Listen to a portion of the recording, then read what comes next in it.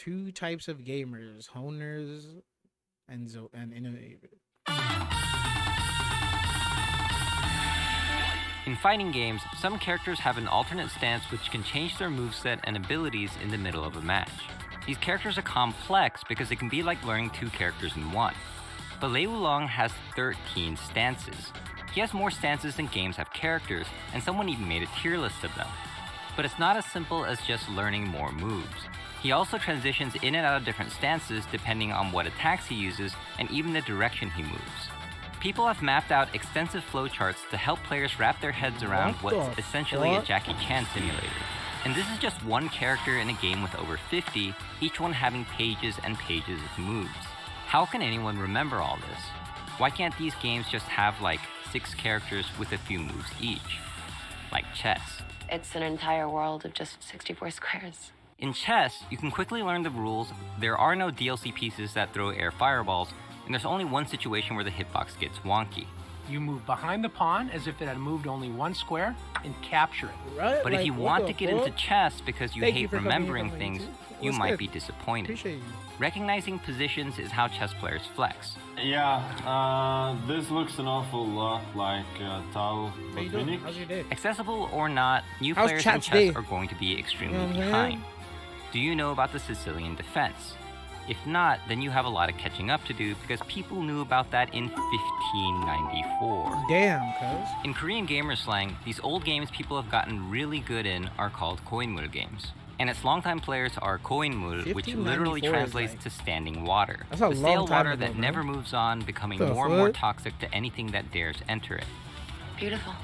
The term is used tongue-in-cheek nowadays, but it's there to emphasize how ridiculously good people have gotten. 세 발을 한 칸에 꽂으면 고인물이고요. 세 발을 한 점에 꽂으면 썩은 물입니다. 이 정도면 그냥 석유죠, That's good. 석유. But this doesn't always stop Right, new it people is. from getting Welcome into here, these yo. games.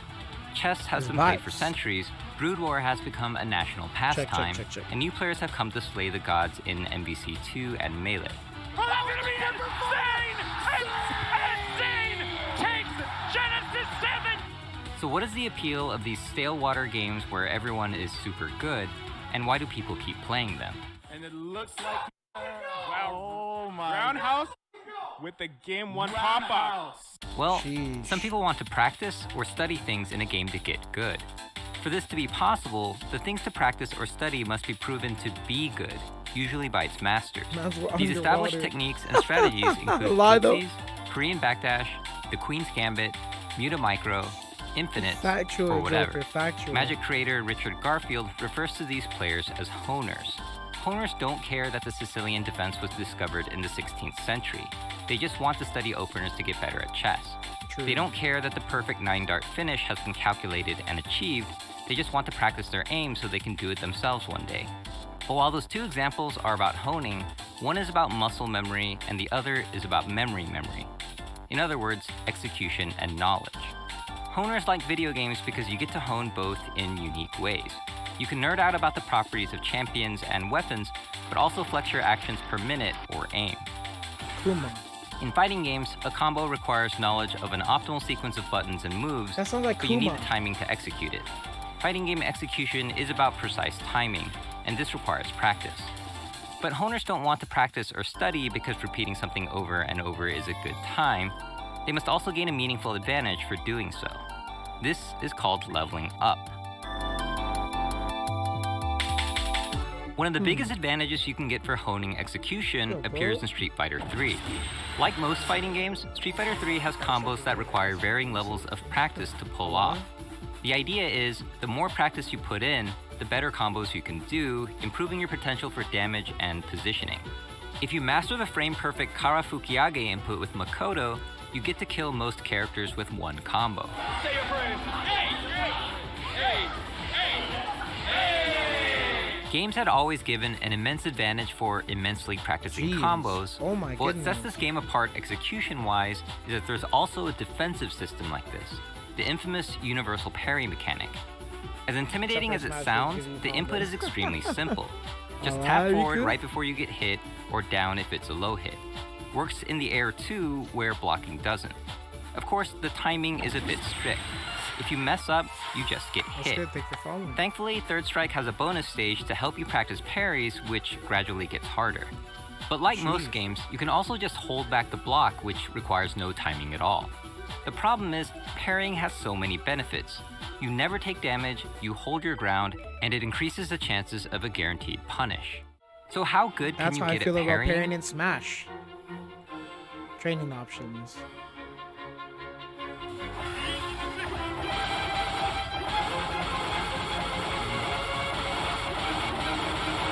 Theoretically, you could parry every hit and become strike invincible.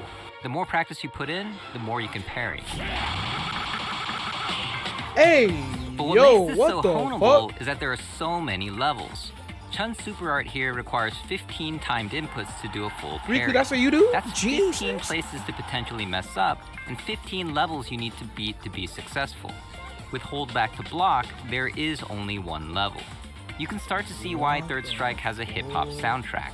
You must practice the rhythm of your opponent's attacks to level up your parrying.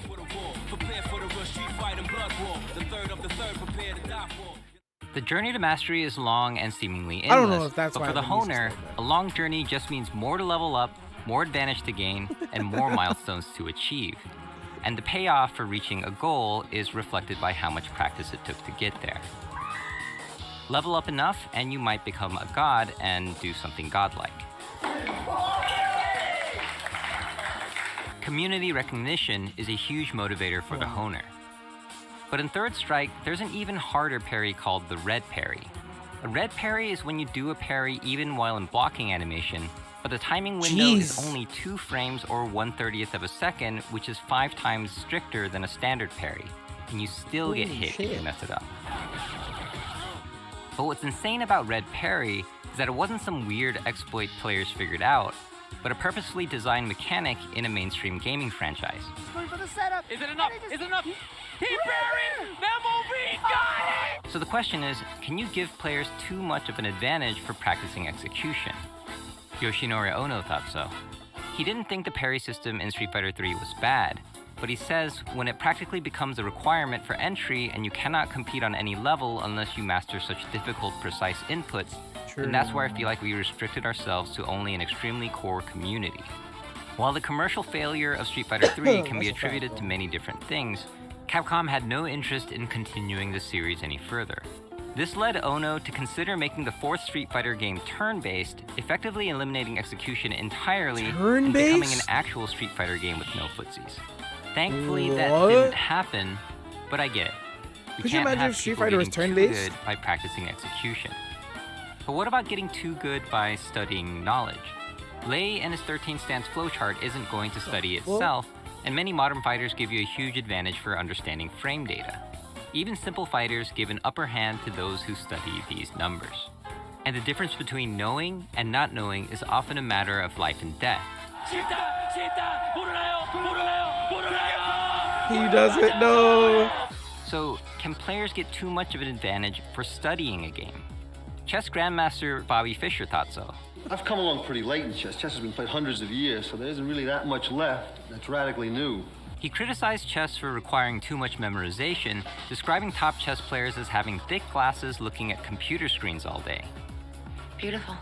Fischer went on to make a new variation of chess where the starting position of the back row pieces will be randomized each game.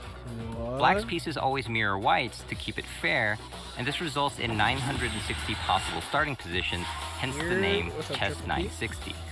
This fresher version of chess allows chess honers' skills to still be relevant by keeping the same pieces and abilities, but the new starting positions provide something for people who are tired of honing and want to come up with new strategies. In other words, innovate. True. Innovators are players who want to figure out new strategies in a new game. In the purest sense, they want to keep finding solutions to unique problems. But once practice and study are required, they will find it a chore and either move on to another game or change the rules. Before your scrub alarm goes off, realize you have likely played games with house rules or made some yourself. Does anyone actually play Monopoly by its official rules? But while you and your friends can easily change rules within yourselves, it's much harder in a coded game with a competitive community. This is where balance patches, new characters, and new iterations of the game come in to make more room to innovate.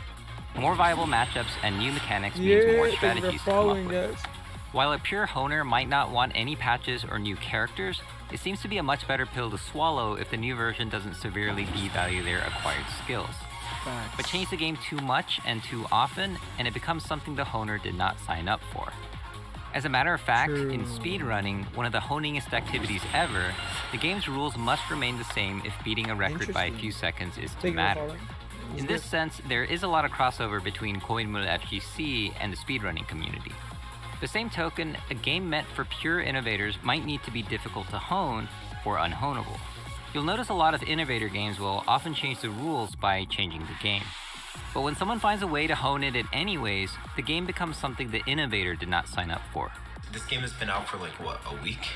Just 1 week, and people are this try-hard at a party game. You're welcome, Giuna. But just because a game starts to require practice doesn't mean there's nothing more to innovate. It just means you have to practice or study to get to the innovating part. Bobby Fischer is often cited for his bold and creative plays, but he was also studying chess 14 hours a day. But being able to hone and innovate is how you become a champion.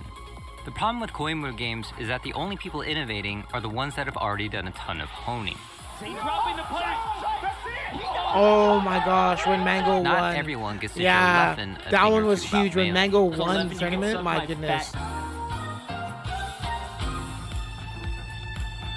True. For the better or worse, fighting games have a reputation of being a honer's genre because from the start, it's extremely obvious that there's a lot to practice and a lot to study. I mean, these games have training modes. So the question for devs making modern fighting games is, how do we get players to the innovating part faster?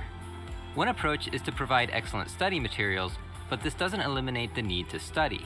You can remove or eliminate things that require practice, but honers will have less to hone, and innovator types will get steamrolled anyways because you can't remove honed legacy skills like footsies unless you go turn-based. Right. There is surely a right balance to strike when making these games, but can you satisfy the pure honer and the pure innovator in the same game? 1v1 Brood War is one of the most honed Koinmul games out there. There hasn't been a balance patch for decades, but there is use map settings that allow Smash is that game, though. create maps that Am I crazy to say that? rules. Players have created infinite resource maps, Zergling-only modes, and even this weird Metal Slug map, which is kind of insane that someone made that. Some have even gotten good in these variations, forming entire communities and tournaments around them. To try hard, just jump into a new map with new rules. The point is, people can play these games while still existing in the larger StarCraft ecosystem and without affecting the main 1v1 game, which has become a honer's paradise now. Oh, okay, they each have a little dude that they're running around. Oh, that sounds like great. Smash. It's become a sort of StarCraft gaming platform. Smash also has very flexible rule shaping, but players went the opposite way and turned an innovator's game into a very honeable version. Okay, and of course, poker has tons of variations. That's what I was saying. Smash sounds like that type of game, but like... But some developers have directly embraced practice and made games to awaken our inner honer with great success. Of course, Hidetaka Miyazaki had to keep this a secret from the marketing department to get his game made. But some honer games hide its true colors by its very design. What's actually really beautiful about chess is that its honing aspect is hidden to people with no interest studying it. This quiet game that has sat in over 100 million homes has been honed for longer than we've been alive and will be honed after we're not. This was Gerald from Quarry Gaming. Thanks for watching. This video was sponsored by Brook Gaming. Brook makes gaming peripherals like the Universal Fighting Board, which lets you use your fight stick on all sorts of different consoles. It's